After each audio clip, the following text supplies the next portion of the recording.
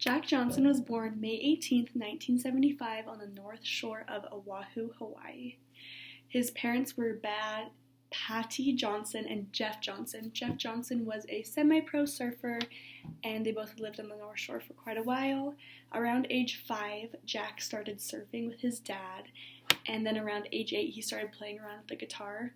He was an avid surfer, and his biggest life dream was to be a pro surfer.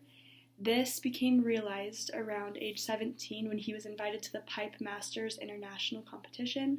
This competition takes place in Pupukea on the North Shore of Oahu, right by where Jack Johnson was raised, and it was his home surfing ground. He, at 17, was the youngest person to be invited. He was so excited about this kickstarting his career when a week later after his invitation, he was seriously hurt.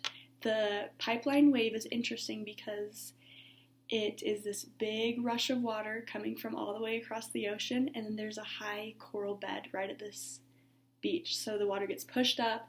It creates a super predictable wave every time it's around the same height, same speed. However, that coral is a few feet underneath your board, so one wrong move and you hit that coral. It can be very dangerous, very sharp. There's tunnels in this coral you can get pushed into.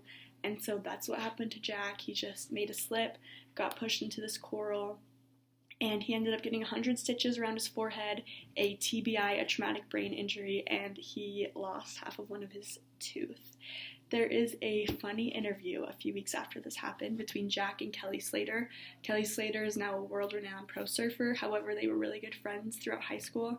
And it's an interview of Kelly interviewing Jack right after the incident, making fun of his broken tooth. And you can just tell how devastated he is. He's not able to compete in the competition. And this kind of put his pro surfing dreams on hold. He wasn't able to surf for a long time after that, so being at home so much, he picked up the guitar, started playing a little more. This is when he started getting more into songwriting. He then joined the Kahuku High School talent show with some friends. He has a song called Tape Deck about this on his 2013 album. And he graduated from Kahuku High School his senior year and then moved to California to attend UCSB, University of California, Santa Barbara. At this point, he had kind of given up on his pro surfer dreams. He still surfed in his free time, but it wasn't what he was banking on. His freshman year, he met Kim, now Kim Johnson, his wife. They instantly fell in love. It is both of their only long-term relationships. They had a very beautiful relationship. Kim used to help Jack with his homework. She used to help him a lot on math. He wasn't very good at math. And then eventually she took him to a film festival where she tried to inspire him to get into film. She thought he'd be so good at it. He later changed his major to film studies and pursued that. He has a song, Love Song Number 16, all about Kim. And it's so cute. He talks about how she was like into all this cool music and so much cooler than him. And in other interviews, he talks about how she introduced him to the Pixies and she was very artsy, and really helped him get more into music and have more influence in his music, which is cool.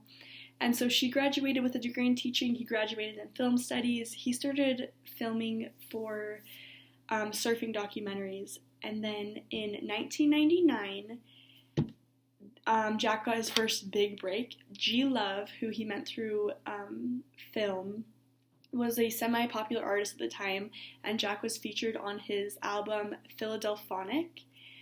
And then later, 1 year later, in 2000, Jack released his first album called Bushfire Fairy Tales. Jack and Kim were married in 2000, and after graduating college, they moved back to the North Shore of Oahu. Also on that song, Love Song Number 16, Jack talks about how she was teaching geometry and paying for other bills, and he was kind of pursuing this film career and playing shows around Oahu on his guitar. In 2000, he released the film Thicker Than Water, which is actually a pretty popular surf film, and that same year he released his album. The album was called Bushfire Fairy Tales, and it had around 10 songs on it. And then what I consider Jack Johnson's big break was right after that album was released, Jack was friends with Owen Wilson, and at the time Owen Wilson was filming the movie Starsky and Hutch with Ben Stiller.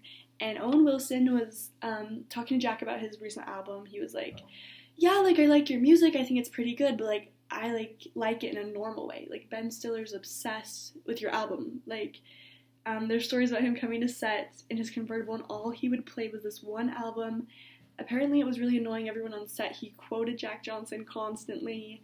He just wouldn't shut up about it, and so Owen Wilson connected the two. Ben Stiller flew out to Hawaii. Jack Johnson had never had a music video up to this point, and Ben Stiller's favorite song was Taylor on that album. So they collaborated and they made a music video to the song Taylor. It's a very funny music video. It's just Jack playing the guitar, being himself, and Ben Stiller's like lip syncing and dancing to the song. And that gave him a little more traction, a little more publicity, because Ben Stiller was very big at the time. He still is big now. And then in 2003, he released the album On and On. On this album, one of my favorite songs ever is called Holes to Heaven by Jack Johnson. This song talks about his father and son trip to India, southern India. They went to surf, and the demo version was made in 2000. This has a very quick beat. It's like an upbeat song. It sounds like this. A little bit quicker, lots of guitar. Later in 2003, when it was put on the album, it was slowed down a little bit and a few of the lyrics were changed. The 7-hour drive, well, there we were stuck in Portland, where boats the breaking. major lyric change is in the demo version. There's a line in South Baton where women are men and men go wrong. This was later changed in the final version to in Port Blair, where boats break and children stare. This was taken out because they thought it would be a little problematic, the women are men line, although that is a customary thing in India. However, the South Port Blair where boats break and children stare is referring to the boat breaking yards in southern India. This is a huge thing in southern India. These big ships, cargo ships, cruise ships, military ships, when they've done their course, they're ready to be retired, there's not like a dump for these things to go. So they're driven to southern India where they are left there and they are broken apart. This is awful for the environment. There are chemicals leached out everywhere on the sand, into the village, into the water, into the ocean. Southern India is kind of poor. It's very poor. And they don't have the proper resources to recycle or to take care of these hazardous chemicals. So children, men, women are taking apart these boats, selling the scrap metal to nearby villages, and a lot of this stuff just gets taken out as pollution into the ocean. So that is one line where he mentions the boat yards. There's another line where he talks about children playing cricket with no shoes. He just starts to outline kind of what his experience is like in India, bribing guards with cigarettes and booze, taking these little diesel boats to all these islands. And then there's a little bit of contrasting information. A few sources talk about how this song is about like the holes to heaven, how about like earth is like this earthly realm, and heaven like it's talking about a spiritual side and about how like everything's perfect and beautiful. However, I think the song is more about how life was so much simpler when you'd look up to the sky and stars were just holes to heaven. You didn't have all these harsh realities like seeing these starving children, seeing these boat breaking yards, seeing all these awful things in southern India when he's just on this pursuit of pleasure. Him and his dad spent all this money to go surfing, and then it turns out the surfing trip was a bust. There weren't very good waves, they didn't really surf, so I believe the song is just talking about how the innocence of being younger, about not knowing all these things, not having to face these harsh realities. Yeah, I think that is about it. This song is awesome. Jack Johnson is awesome. I really love him. And Holes to Heaven is an awesome song. Thanks.